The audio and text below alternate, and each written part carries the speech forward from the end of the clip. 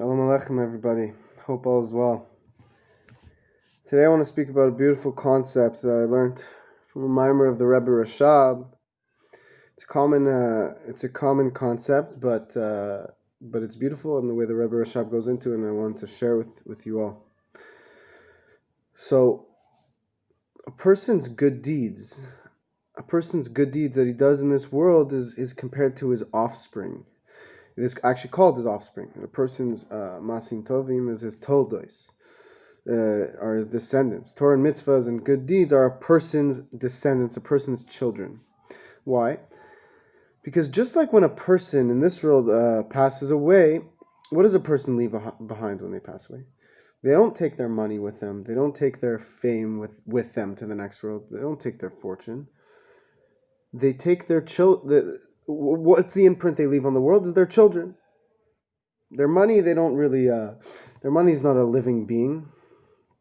Of course, if they give money to a good organization and they help people, then fine. But that's what we'll get into soon. But just a person being rich and famous, they don't take that with them to the next world. They take their good deeds with them. So too, the main imprint a person leaves on this world is their good deeds, Torah and mitzvahs, and their children. That's why their good deeds are compared to their children. And just like when you have kids, when you have children, they multiply and they'll have their own kids and more kids and so on and so forth. So too with a person's good deeds, they multiply. You do a good deed for one person, you give money to a yeshiva, and then after a person passes away, they give money to a yeshiva, so more people are now learning because of that money in the yeshiva, and it spreads forth. And the people who go there, then they're going to teach other people, and it's an exponential growth. It's an infinite cycle. So this is the beautiful thing, is that we don't take our money with us. We don't take our fame. We don't take a person doesn't take the car they drove with them to the next one. They take their good deeds, their Torah and mitzvahs, and their children. If their children are doing good deeds, then that reflects positively upon them once they go above to meet the Creator, as they say, as we say, as the Torah says. And the beautiful thing is that good deeds, they spread like fire. Hashem tells us, mitzvah gereret mitzvah. A mitzvah causes another mitzvah. A reward, one of the rewards we get for doing a mitzvah is that Hashem says you're going to do another mitzvah because of this mitzvah. It's like just like a candle, a fire spreads. The more the fire always keeps consuming and spreading and igniting more and more and more, so too with mitzvahs. How much more so with mitzvahs? When a person does a good deed, Hashem tells us you're going to do another good deed, another good deed, and another good deed. And how much more so when you get others to do good deeds, do these spread. Just like descendants, when a person has a lot of children, you see these Hasidic Jewish people, Hasidim, they have a lot of children, and their children have a lot of children. So it's a fast they multiply quickly. They multiply. Yeah, they grow in numbers. So too with mitzvahs, they grow in numbers.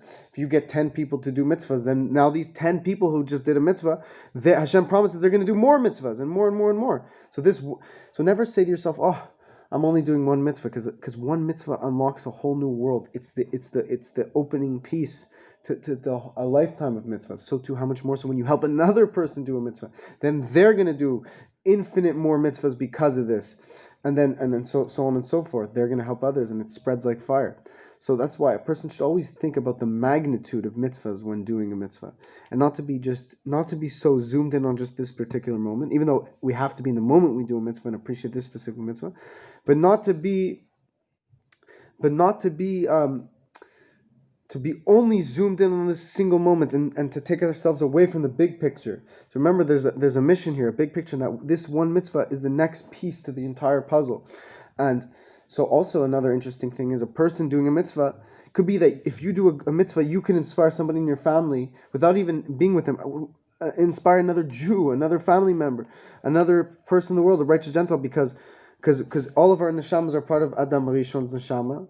And if you do a mitzvah, then it could be that you doing this mitzvah, it fed your neshama, it fed your soul in a positive way, and then it affected another Jew around the world that you've never met before. Just because all of our neshamas are connected, that you doing this positive deed, it ignited this other Jew's neshama. So who knows how much good we've brought into this world by each and every mitzvah that we've done and that we will do, b'ezrat Hashem. So And it's important to realize, to always have this mindset that if I get one person to do a mitzvah, then he's going to get another person, another person, another person. We have to think this way. We have to think big in order to bring the goals and to make our goals a reality, to spread Hashem's Torah to the world. And this is why, Bavitchers, we do Mitzvah, if you see, getting people to put on tefillin on the streets. Why does Chabad try to get people to put on tefillin? Because just one time putting on tefillin could change someone's life. It could activate their neshama. And we've seen countless stories of people whose entire lives have been changed because of one time putting on tefillin or one time going to the kotel. Because we should never underestimate the power of a single mitzvah. So that's why a person's good deeds are like his children. So you should take your Torah studying seriously. Take it very seriously. It should be very dear to you, your mitzvahs that you do, that you connect with, because those are like your children. Same way a father adores his children, so too a person should adore doing these mitzvahs for Hashem. Because when we're doing a mitzvah, we are creating something. We are resembling Hashem. We're turning physicality into spirituality, and we're bringing the infinite godly light down into this world. And we should know the magnitude of what we're doing and how much pleasure we're causing Hashem, and how we should be very grateful that Hashem has given us this opportunity to be a part of His mission. And with this goal, we're bringing Hashem's revelation into the world. When Mashiach comes and Hashem will reveal Himself to the world, we'll see the magnitude of what was in front of us all along. So thank you. May Hashem bless you, and may we have many descendants, both spiritually and physically.